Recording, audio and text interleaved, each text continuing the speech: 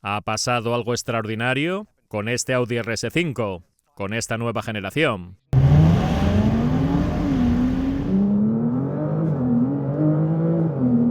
Cuando hicimos su vídeo de estreno mundial, los comentarios fueron sorprendentemente positivos. A la gente realmente le encanta este diseño, y eso es algo muy raro hoy en día en el mundo del automóvil, donde muchos fabricantes están lanzando coches que directamente no gustan en lo visual.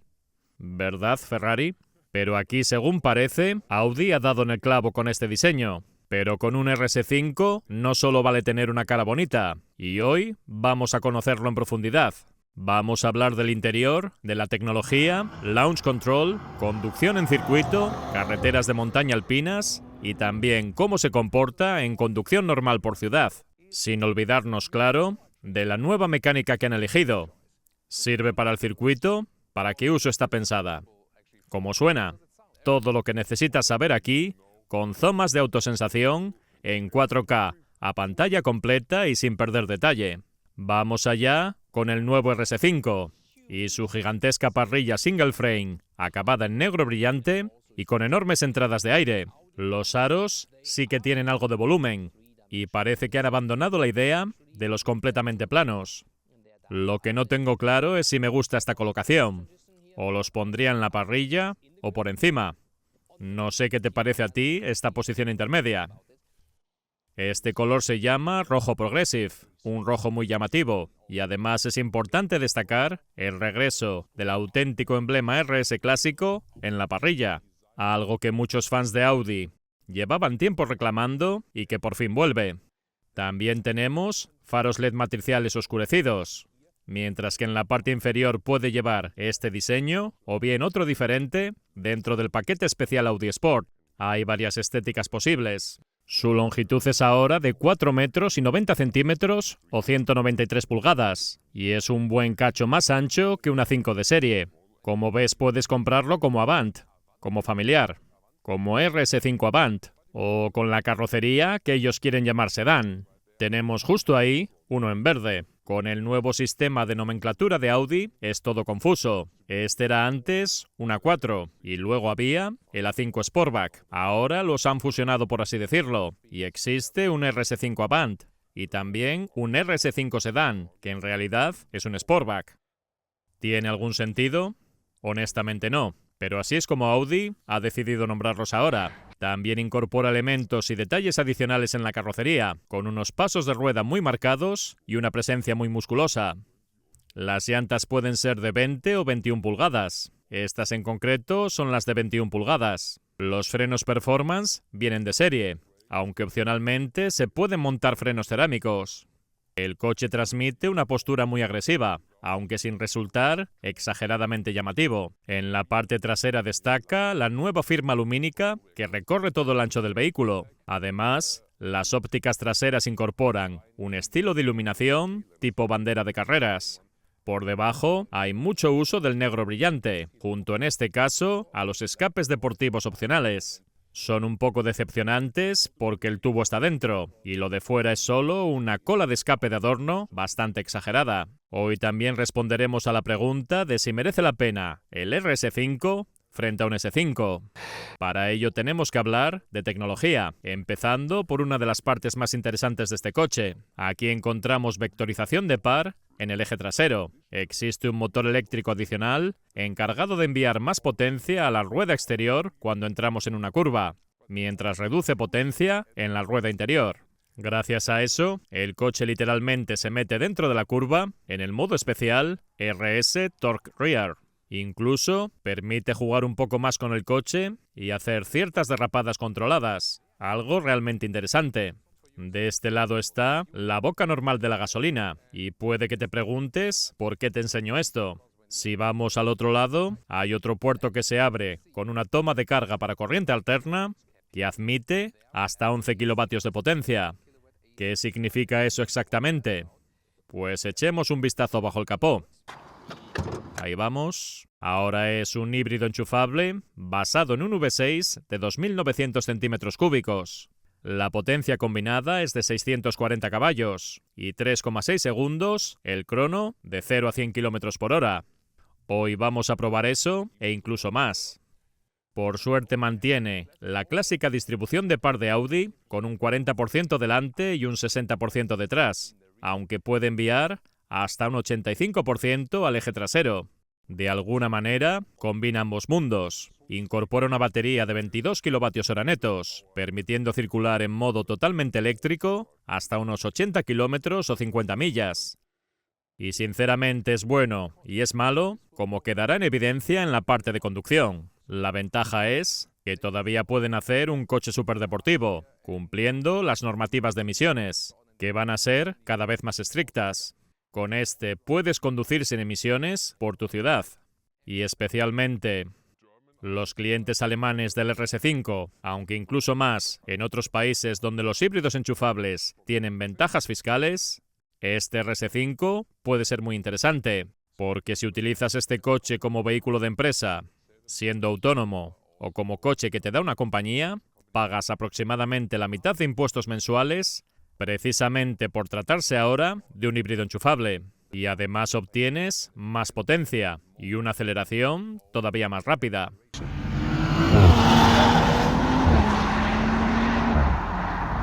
Pero hay desventajas. Todo se vuelve mucho más complejo.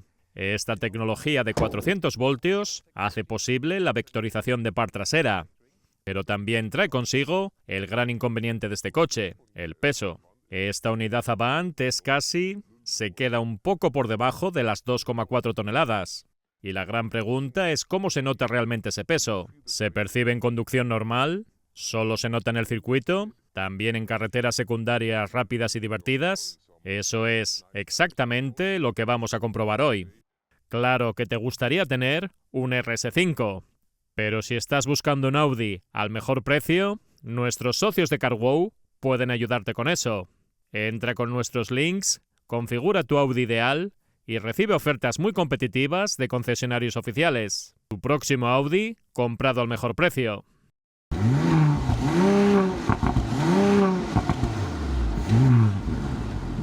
Vamos a conocer en profundidad el interior, pero antes de eso, dos detalles muy interesantes.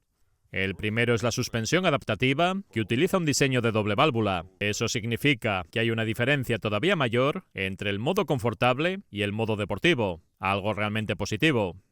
Y además, ¿os habéis fijado en estos elementos de diseño laterales y en la anchura general de la carrocería? En algunas zonas, este RS5 es 9 centímetros más ancho que la versión Avant con carrocería estándar, casi como 4 pulgadas más ancho. Es impresionante y se nota. El sonido de cierre es precioso. Así sí. Honestamente, de todos los coches recientes que he probado, este probablemente tenga uno de los mejores sonidos de cierre de puerta. Es realmente fantástico. Incluso detrás también suena increíble. En cuanto a las manillas, al menos Audi no ha recurrido a unas retráctiles enrasadas, aunque tampoco hay una sensación mecánica real al tirar de ellas, porque funcionan mediante una superficie capacitiva. Aquí delante tenemos cristales acústicos, eso sí, solo en la parte delantera, no detrás, pero ayudan bastante al aislamiento acústico. En la cara interior de las puertas encontramos unos plásticos algo mullidos, costuras rojas de contraste y el sistema de sonido ya lo hemos probado y sinceramente suena muy bien. Llevamos muchos años probando sistemas Bang & Olufsen, pero la versión concreta de este coche es especialmente buena. Realmente puedo recomendarlo. También encontramos una sección de microfibra por el medio y este patrón tridimensional por aquí. Sin embargo, este módulo o gran botón en negro brillante es menos exitoso. Es una sola pieza de plástico con un montón de funciones por dentro. No van a seguir usándolo, como ya hemos visto en el nuevo Audi Q9. El volante incorpora el diseño específico RS, con la marca a las 12 en punto, costuras rojas en contraste y el botón para el modo Boost. Aquí Audi ha intentado combinar un botón capacitivo con retroiluminación con unas ruedas físicas metidas dentro. Quizás no sea la solución más elegante en lo visual, pero sinceramente me alegra muchísimo volver a tener algún mando real. En cuanto a la instrumentación, el problema ha sido siempre estos marcos bastante gruesos alrededor de las pantallas por todos los bordes. y sinceramente da sensación de que falta una parte de la pantalla, aunque no sea así realmente. Los asientos siempre son muy deportivos, con reposacabezas integrados, y esta unidad presenta un interior completamente tapizado en cuero. La configuración estándar en Europa combina tela en la zona central y cuero sintético en los laterales, junto con un precioso volante en microfibra. Hacia arriba, con mi estatura de 1,89 m, todavía sobra bastante hueco. Además tenemos regulación eléctrica del volante en altura y profundidad.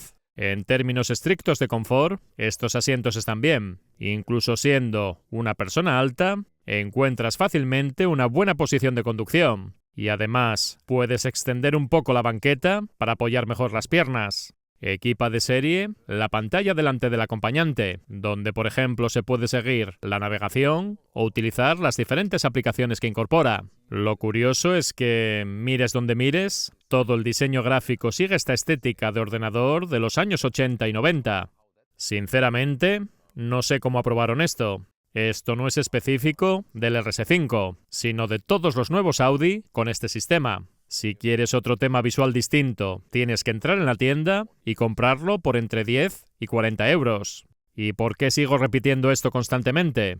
Porque es algo que debería desaparecer. Deben incluir algunos temas gratuitos y luego vender otros 100 adicionales si quieren. Pero no tiene sentido que tengas que pagar simplemente por no querer un diseño en escala de grises. No se entiende esto. Estamos hablando de un coche de más de 100.000 euros y tienes que pagar 10 euros extra. Evidentemente, cualquiera que pueda comprar este coche puede pagar eso, pero la cuestión es cómo tratas al cliente.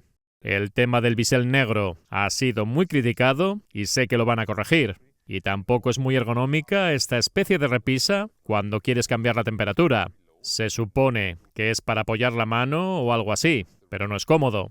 El sistema de infoentretenimiento funciona sin tirones gracias a un hardware por detrás potente. Ahora aparece un mensaje que dice batería del sistema eléctrico baja. ¿Por qué? Pues porque la batería de 12 voltios se descarga muy rápidamente. Durante este tipo de grabaciones tenemos luces, infoentretenimiento y distintos consumos eléctricos funcionando. Llevamos casi una hora parados y la batería de 12 voltios prácticamente se agotó. Y eso que antes habíamos conducido bastante, bajando desde una montaña de era de unos 2.000 metros. La bajamos y fuimos recuperando constantemente energía hacia la batería de alto voltaje. Desde aquí seleccionas los diferentes modos de conducción y al pulsar el botón RS del volante, entramos en el modo RS individual, donde podemos configurar muchos parámetros del coche. También ofrece RS Sport y después vuelve al modo Balanced. Y si queremos activar el modo RS Torque Rear, primero aparece el aviso de que no debe utilizarse en vías públicas, porque el ESC queda prácticamente desconectado. Digo prácticamente porque todavía siguen existiendo algunas pequeñas intervenciones de frenada por seguridad. Con este modo Torque Rear puedo provocar derrapadas y jugar bastante más con el coche. Y sinceramente esto promete ser muy divertido cuando entremos al circuito dentro de un momento. En la parte inferior tenemos dos puertos USB-C junto a una base de carga inalámbrica. Aquí abajo encontramos además una rueda física para el volumen, algo que siempre se agradece. Los portavasos tienen un diseño realmente bueno. Puede parecer algo menor, pero con sus 4 puntos sujetan muy bien las botellas. Eso sí, también encontramos muchísimo negro brillante por todas partes, y ya podéis ver las huellas y el polvo acumulándose constantemente. Aquí tenemos el reposabrazos suficientemente blando para apoyar el codo y por debajo más espacio para colocar tus cosas. Una de las cosas que no me gusta es que la instrumentación indica en el medio el nivel de potencia en cada momento. Las revoluciones se reflejan en esta línea horizontal abajo. Eso no está bien en un coche tan deportivo como este. Y de nuevo, el marco negro alrededor desluce mucho. Además, tal y como yo voy colocado, esto es lo que veo en la práctica. No veo la parte de arriba, sino la de abajo. Afortunadamente equipa un head-up display que sí me permite ver todo correctamente. Hay una excepción. Cuando seleccionas el modo Dynamic o los modos RS, entonces sí aparece el cuentarevoluciones central tradicional, pero en los modos Comfort o Balanced solo queda este extraño medidor de potencia.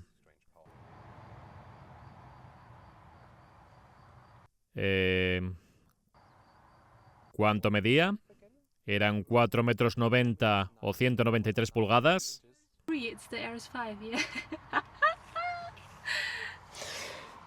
Sí, sé que soy alto con mi 1,89 m y me gusta conducir con las piernas relativamente estiradas y el volante sacado, pero no es una postura antinatural. Casi no queda espacio detrás si conduce alguien alto. Por supuesto que estos asientos deportivos RS son voluminosos y roban espacio. Pero sorprende el poco hueco que hay aquí. Si funciona bien, hacia el techo. Puedes tener el techo fijo de metal o uno de cristal. Pero lo que no ofrecen es un techo de carbono. Así es detrás. Y encontramos 2 puertos USB-C, climatizador independiente y, por supuesto, un enorme túnel central debido al sistema híbrido y la transmisión. También ofrece anclajes ISOFIX con unas tapas bastante bien resueltas. El apoyabrazos central incorpora portavasos adaptativos de buena calidad. Aquí no han intentado ahorrar costes de manera evidente. Además ofrece una trampilla para esquís. Y en las puertas traseras mantiene materiales agradables en la parte superior, junto con inserción de microfibra y el mismo patrón tridimensional que ya vimos delante. Curiosamente, este diseño también aparece en el nuevo Bentley Continental GT. Y ahora vamos al maletero. El problema de estos familiares modernos es que cada vez son más pequeños por dentro y más grandes por fuera. Aquí únicamente tenemos 360 litros de capacidad, un volumen que no es gran cosa en verdad. La cubierta sí está bien planteada porque sube y baja junto al portón. La maleta de cabina entra por debajo sin problema y el ancho es constante con 1 metro o 40 pulgadas. A lo largo es parecido, unos 100 centímetros o incluso un poco más. Debajo ya no existe espacio adicional de almacenamiento porque la batería de alto voltaje utiliza toda esta zona inferior. Por ese motivo, la altura útil se queda en unos 60 centímetros o 28 pulgadas. Por suerte, para batir los respaldos, contamos con mandos remotos justo aquí. Sin embargo, no siempre funcionan bien. Con mi posición de conducción, al caer, choca contra el respaldo. Para que funcione hay que adelantarlos un poco, dejarlo caer y después volver a retrasarlos. La longitud total es de 185 centímetros o 73 pulgadas. Bueno, está claro que sigue siendo el maletero de un familiar, pero por la pérdida de altura no es muy espacioso. Este es el escalón que se genera por culpa de la batería del sistema híbrido enchufable. Launch Control.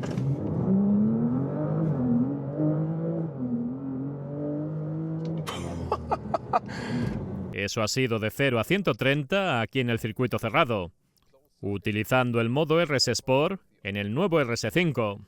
En este modo el coche permite jugar bastante más, aunque el enfoque principal sigue siendo conseguir buenos tiempos por vuelta y ser realmente rápido. ¡Wow! Y sinceramente, aunque sea un híbrido enchufable, el coche se mueve con muchísima agilidad. Evidentemente, no puede saltarse las leyes de la física y ocultar su peso de casi 2.400 kilos. Especialmente en curvas enlazadas rápidas, de izquierda a derecha, todavía notas claramente su masa. Un deportivo ligero se sentiría completamente diferente, pero aún así, la aceleración es brutal. El impulso eléctrico ayuda muchísimo, y los 640 caballos combinados realmente se notan. Te brindan unas prestaciones impresionantes. Acelera en solo 3,6 segundos. A nada que acelero saliendo de la curva, sale lanzado. Y casi sin darme cuenta, estoy rodando a 140 km por hora. Literalmente sientes que el cerebro se queda atrás. Es una auténtica locura. ¡Wow! El agarre de estos neumáticos es impresionante. Y además tenemos el sistema de vectorización de par en el eje trasero. Realmente se nota. Ahora el coche sigue siendo un vehículo largo y pesado, pero el funcionamiento de esta vectorización trasera es realmente interesante. Básicamente quita par de una rueda y añade par a la otra, mediante un motor eléctrico adicional, ayudando a girar el eje trasero. Eso provoca algo muy curioso. El eje trasero se siente mucho más ligero de lo que esperarías, con la distribución de potencia 40-60. Puede ser incluso el 85% de para atrás. Y con estas dos medidas se percibe claramente que el coche digiere el circuito sin mayor problema. Los neumáticos trabajan de lo lindo hoy. Y pasamos al RS Torque Rear, que solo debe usarse en circuito cerrado porque el ESC queda desconectado. En el modo RS normal, el coche ya resulta bastante deportivo, pero ahora estamos directamente con el control electrónico prácticamente fuera de juego. Además, el coche recomienda usar el cambio en el modo manual, algo que obviamente tiene todo el sentido si quieres la máxima diversión en conducción deportiva. Y aquí es donde realmente notas que puedes jugar muchísimo más con el coche. También puedes reducir marchas manualmente y entrar en las curvas utilizando una marcha más corta antes de tiempo, si quieres. El coche se vuelve todavía más suelto desde el eje trasero. Además, esta pista tiene bastantes ondulaciones y eso hace la experiencia todavía más intensa. ¡Wow! Esto es realmente intenso, pero la frenada también impresiona muchísimo. El rendimiento de los frenos está totalmente a la altura de las brutales prestaciones de este coche. Aún así, aunque el coche empieza a deslizar ligeramente de la parte trasera al salir de las curvas, nunca llega a sentirse fuera de control. La seguridad sigue estando presente y además continúa siendo un modelo de tracción total. Así que el eje delantero también ayuda a sacarte de la curva. Puedes jugar bastante con él. Y probablemente la parte más extraña y a la vez divertida de este coche es que no solo puedes iniciar un derrape acelerando, como sería lo usual, sino que incluso puedes provocarlo simplemente girando el volante. Sí, solo con el movimiento de la dirección. Giras así y el coche empieza a deslizar. Es realmente algo muy poco habitual. Casi recuerda a esos pequeños karts eléctricos de drift. Obviamente no es tan exagerado, pero la sensación es similar. Poder iniciar un derrape sin tocar el freno ni el acelerador, únicamente con la dirección, es probablemente la característica más especial de este nuevo RS5. Muy impresionante. Aquí sí se nota el peso, pero la clave es cuando lo conduzcamos ahora por carretera. No hay duda de que pesa mucho, pero lo que es capaz de hacer es alucinante. Y ahora,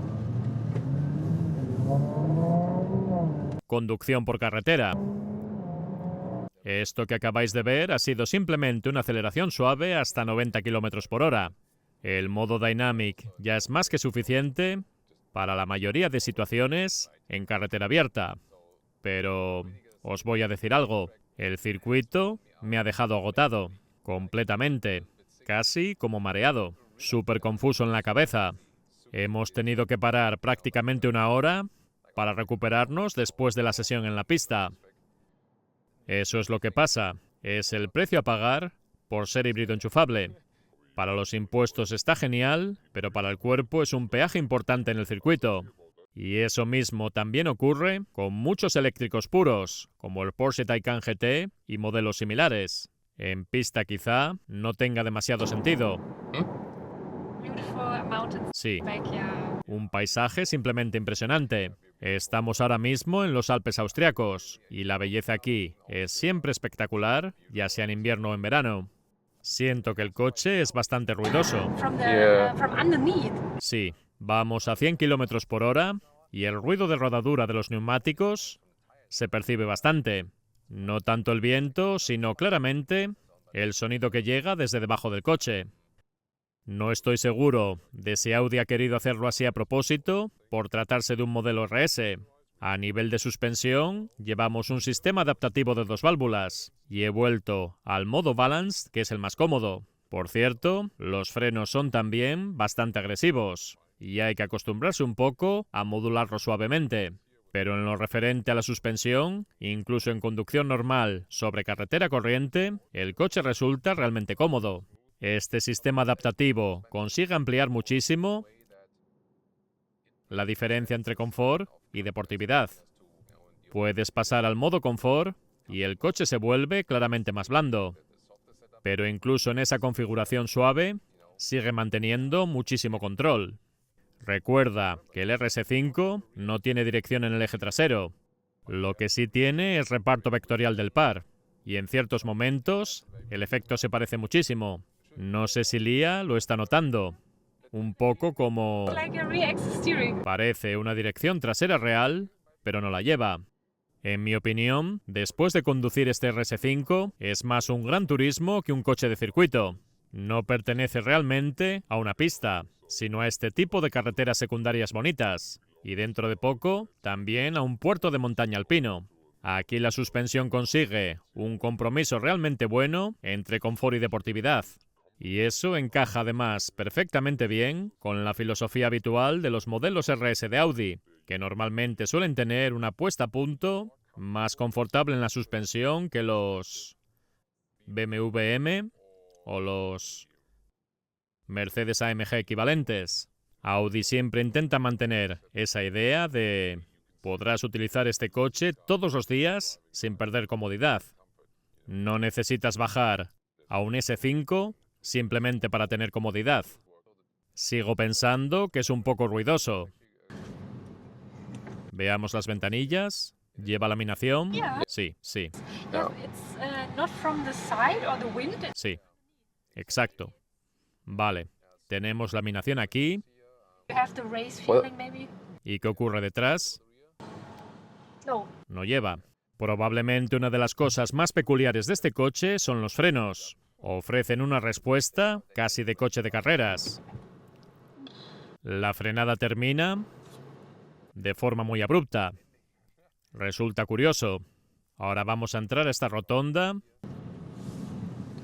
Y aquí ya se empieza a notar ese pequeño impulso eléctrico saliendo de ella. Y de repente, en la rotonda, vuelve otra vez esa sensación de coche de carreras. Fue buena idea dejar al día fuera de la sesión en el circuito, porque probablemente habría acabado mareadísima.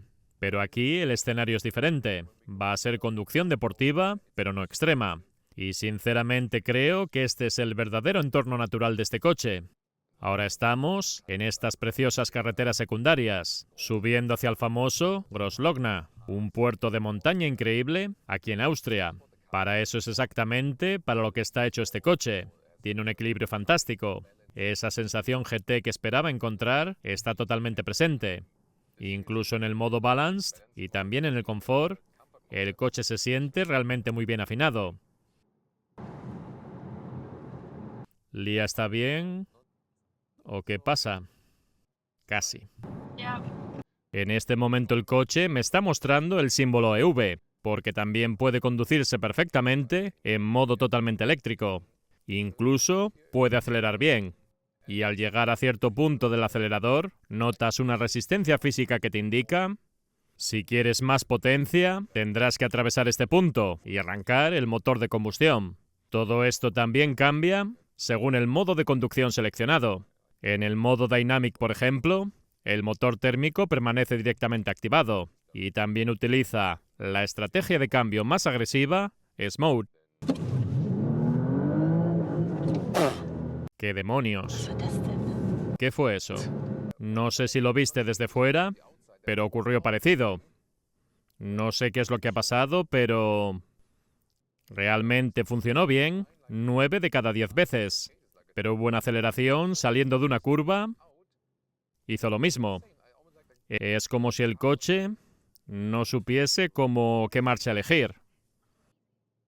No podemos achacarlo al agarre con el asfalto, porque está perfecto y encima con tracción a las 4 ruedas. Vamos a intentarlo de nuevo, pisando a fondo el acelerador como antes. Ahora sí ha hecho una aceleración impecable hasta 100 km por hora. Hablaremos después con la gente de Audi, porque parece que no es un caso puntual. Esta unidad es diferente a la del circuito por los neumáticos, y ha hecho lo mismo. En el modo Dynamic en el que vamos ahora, la suspensión vuelve a endurecerse un poco más, y sinceramente este tipo de carretera es otro ejemplo perfecto del uso ideal de este coche. Sinceramente creo que Lia empieza a no estar demasiado bien. Y eso demuestra algo importante. El peso y las fuerzas laterales quizás en circuito afecten sobre todo al conductor, pero para el pasajero ya empiezan a notarse incluso aquí, en carreteras deportivas de montaña y a velocidades medias altas. Nosotros intentamos ser totalmente transparentes y por eso dejamos en el vídeo todo lo que ocurre realmente, pero también somos justos con los fabricantes y siempre les damos la oportunidad de responder. Precisamente sobre este extraño comportamiento al acelerar a fondo, cuando el coche hace raro así, como nos ha ocurrido, Audi nos ha explicado posteriormente que se solucionará mediante una actualización de software. Según ellos, está relacionado efectivamente con la selección de marchas y los clientes finales no deberían experimentar este problema. Por ahora tenemos que confiar en su palabra. Y aquí tenemos la versión Sportback, o sedán como lo llaman ahora.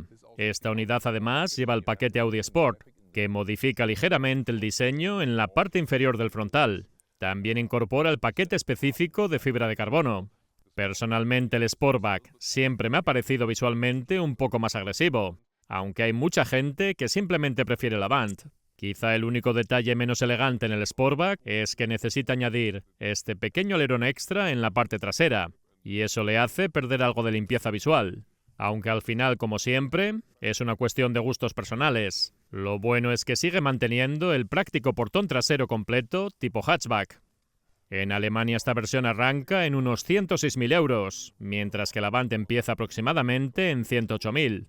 Pero claro, en cuanto añades el paquete Audi Sport y varios extras más, puedes sumar fácilmente otros 20.000 euros adicionales. Así que un coche completamente equipado termina acercándose rápidamente a unos 125.000 o incluso 130.000 euros. Sinceramente, eso ya es muchísimo dinero. ¿Merece realmente la pena? Especialmente comparándolo con el S5, honestamente diría que la realidad es no.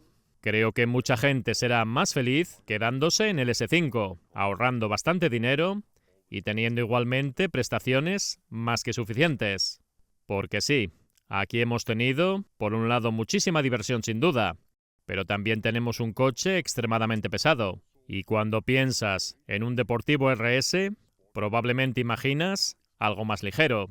En carretera abierta apenas percibes ese peso, pero en circuito sí se nota claramente, en especial después de varias vueltas rápidas seguidas. ¿Cuántas veces vas realmente a utilizar este coche en el circuito? Probablemente muy pocas, siendo honestos. Y ahí es donde todo depende realmente del uso que vaya a tener el coche. Desde un punto de vista fiscal y de emisiones, el sistema híbrido enchufable puede tener mucho sentido. Pero dejando eso aparte, si analizas el precio final o incluso las cuotas de leasing, sinceramente pienso que mucha gente estará perfectamente servida con un S5.